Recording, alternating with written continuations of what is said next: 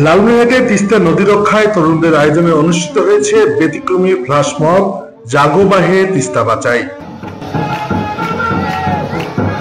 সকালে মহেন্দ্রনগর মোস্তফিরহাট ও বড়বাড়ি এলাকায় ঢাকা লালমনিরহাট বুড়িমারি মহাসড়কে অনুষ্ঠিত এই কর্মসূচিতে অংশ নেন শত শত মানুষ।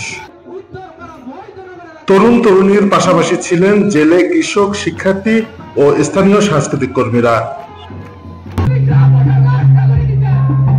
নৃত্য, সঙ্গীত আর প্রতীকী প্রদর্শনের মাধ্যমে তারা তুলে ধরেন তিস্তা ভাঙনে ঘরছাড়া মানুষের করুণ বাস্তবতা, কিভাবে হারাচ্ছে জমি, ঘরবাড়ি আর জীবিকা। অনুষ্ঠানের উদ্বোধন করেন তিস্তা নদী রক্ষা আন্দোলনের প্রধান সমন্বয়কারী অধ্যক্ষ আসাদুল হাবিব দুলু। এ সময় তিনি বলেন, যারা তিস্তা মহাপরিকল্পনার বিপক্ষে অবস্থান নেবেন তারা জাতির শত্রু, রংপুরের শত্রু, তিস্তা পাড়ের শত্রু। নদী রক্ষা আন্দোলন তো কোনো রাজনৈতিক আন্দোলন নয়, এটি আমাদের একটা সামাজিক আন্দোলন। এই আন্দোলনে সব বর্ণের, সব ধর্মের, সব জাতি, সব ব্যক্তি এখানে আমরা একীভূত হয়েছি। রংপুরের 2 কোটি মানুষ এই আন্দোলনে শরিক হয়েছে।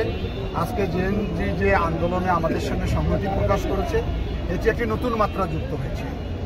আর তিস্তা মহাপরিকল্পনা নিয়ে যে ষড়যন্ত্র হয়েছে সে ব্যাপারে আমি আগে বক্তব্য দিয়েছি যে এই মহাপরিকল্পনার ব্যাপারে যারা বিপক্ষে অবস্থান নেবে তারা জাতির শত্রু, রংপুরের শত্রু, তিস্তা পাড়ের শত্রু।